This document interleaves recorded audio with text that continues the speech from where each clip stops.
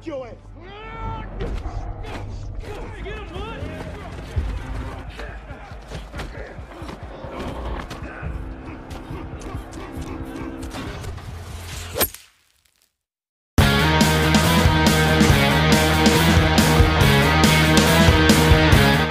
gengs, kembali lagi dengan saya si Beban Keluarga. Kali ini saya akan merangkum sebuah alur cerita film yang berasal dari negara Amerika yang berjudul Shot Caller bergenre drama kriminal. Film ini dirilis pada tahun 2017 dengan rating 7,3 dalam situs IMDb yang disutradarai oleh Rick Roman. Film ini dibintangi oleh paman jauh saya, yaitu paman Nicholas Custer dan rekan yang lainnya, di mana film ini akan mengisahkan seorang pialang saham yang sangat sukses berujung menjadi narapidana. Bahkan film ini pun akan mengulas kehidupan pahitnya di dalam penjara. Nah, penasaran dengan alur ceritanya? Yuk Markisa, mari kita sama-sama simak alur filmnya gengs.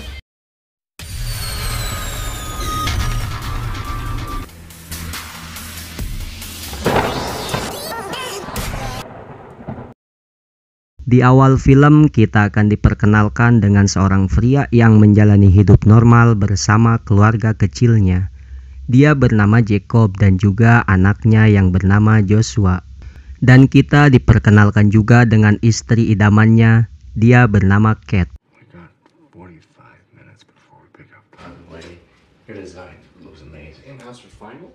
Yes, even playing field. Di malam harinya dia pun duduk dengan santai bersama sang istri dan juga sahabatnya sambil menikmati air merah, yakni minuman beralkohol. Ketika di perjalanan pulang mereka pun sempat mengobrol-ngobrol di dalam mobil. Akan tetapi apalah yang terjadi?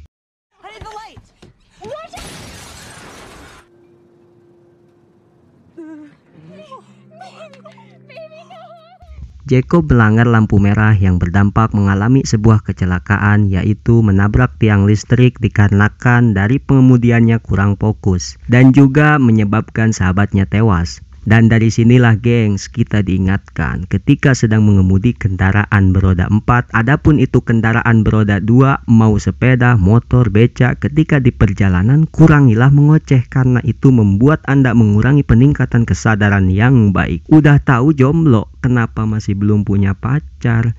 Nyari dong. Salah, udah tahu lagi mengemudi, kenapa dibanyakin ngobrol? Halah, lanjut. Atas insiden tersebut, Jacob pun dipolisikan. Terungkap bahwa dirinya telah merenggut nyawa orang lain dikarenakan menyetir di bawah pengaruh alkohol yang ia nikmati waktu sebelum kejadian. Dan akhirnya secara realistis dia dijatuhi hukuman 16 bulan. Bahkan pengacaranya pun sempat memberi saran bahwa di sana semua pelaku kekerasan mulai dari KDRT hingga pembunuhan akan ditempatkan di satu ruangan. Yang artinya Jacob akan bersama para penjahat lainnya karena mereka pasti akan mengujinya. Dan si pengacara meminta dia untuk diam saja. Jika tidak, Jacob akan terus-terusan dihampiri dengan hal kekerasan.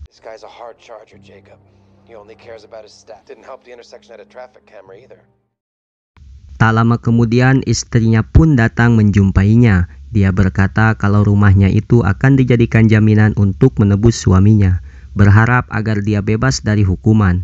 Namun dikarenakan bukti yang sangat kuat atas kejadian tersebut, Jacob tidak bisa berbuat banyak dan dia pun meminta istrinya untuk bersabar meski sulit untuk diterima.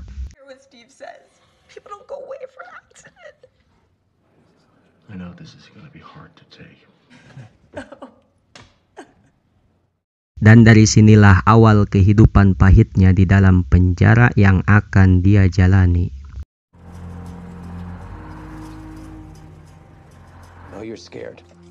All right, I would be scared because once you're marked in there, it will never end. Di malam harinya ketika Jacob hendak tidur, dia pun diperlihatkan dengan napi baru yang diperlakukan tidak baik alias ditusbol oleh para seniornya.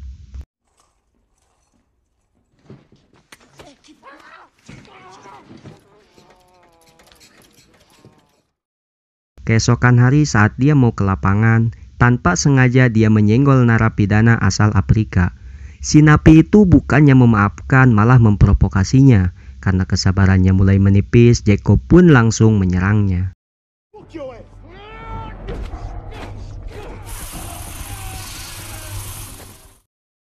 Alhasil dia dipindahkan ke ruangan isolasi selama 30 hari.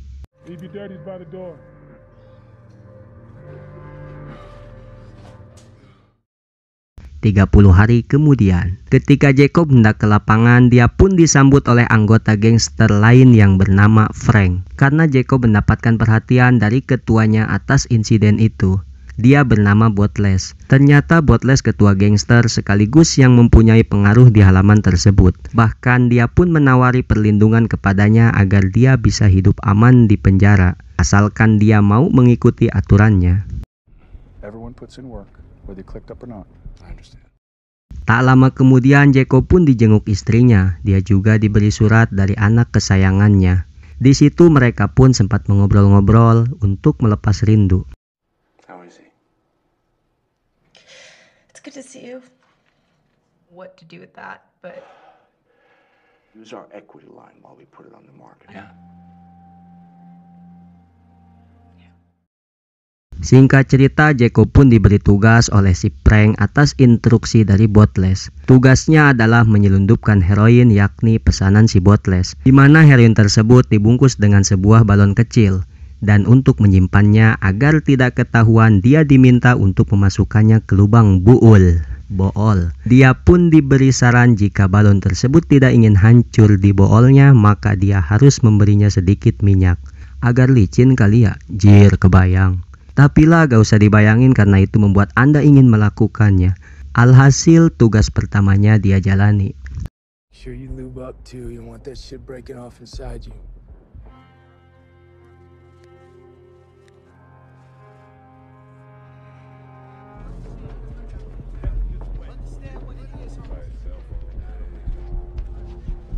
No loitering, Jenkins. Let's go. Keep good hygiene, sir.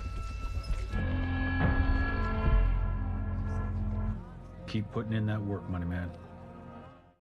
Lalu adegan berpindah di mana dia menjalankan misi selanjutnya, yaitu membunuh seorang pencuri di geng tersebut. Karena jika Jacob tidak melakukannya, maka keselamatan nyawanya akan terancam oleh si Boutles. Kemudian dia menuruti keinginannya, dan aksi ini pun yang pertama kali dia lakukan di masa hidupnya. They're popping them. It's time. And then a place like this forces us to become warriors or victims. And you've chosen to be a warrior.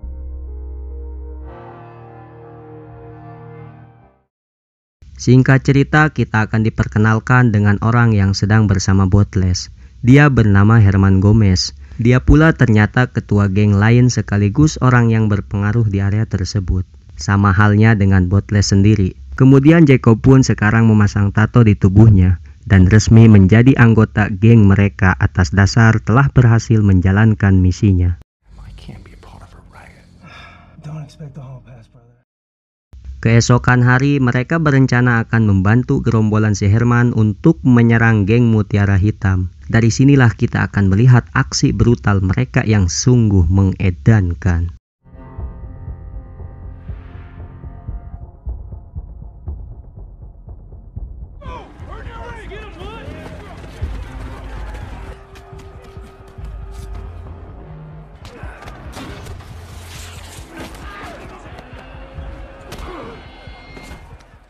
Dan ketika salah satu anggota geng kulit hitam hendak melakukan perlawanan kepada Herman dari belakang, Jacob pun langsung menyingkirkannya agar dia juga bisa mendapatkan perhatian darinya. Dan Herman pun mempunyai utang nyawa kepada Jacob.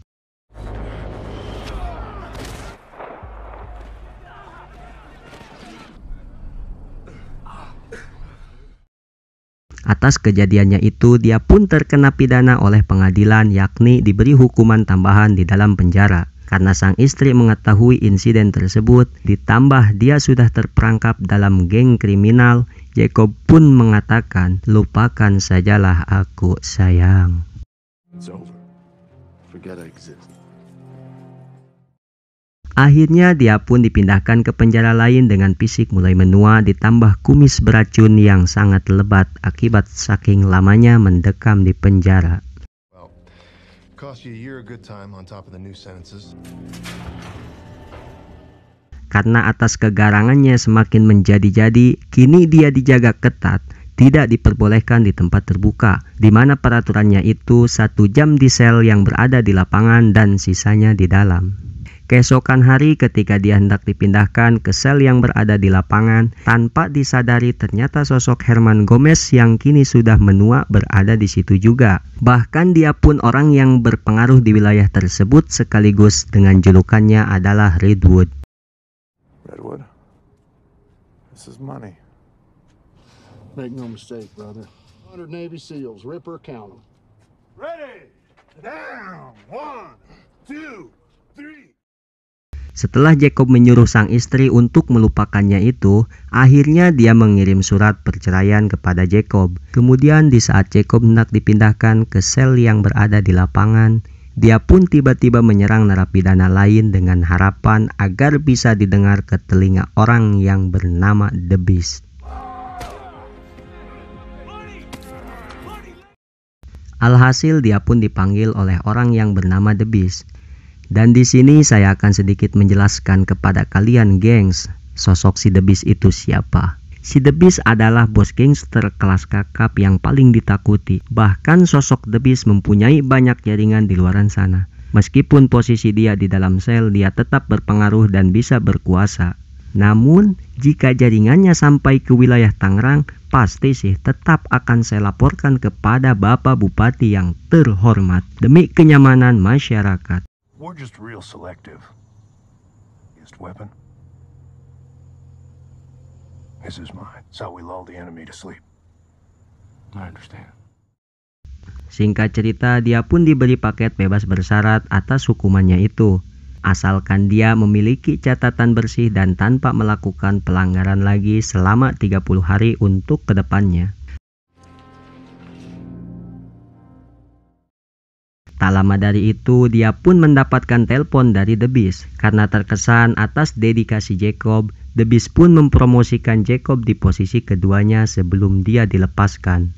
Jacob diinstruksikan The Beast mengatur kesepakatan senjata dengan Herman. Karena Herman sendiri sama halnya dengan Jacob akan keluar karena telah menerima paket bebas bersyarat.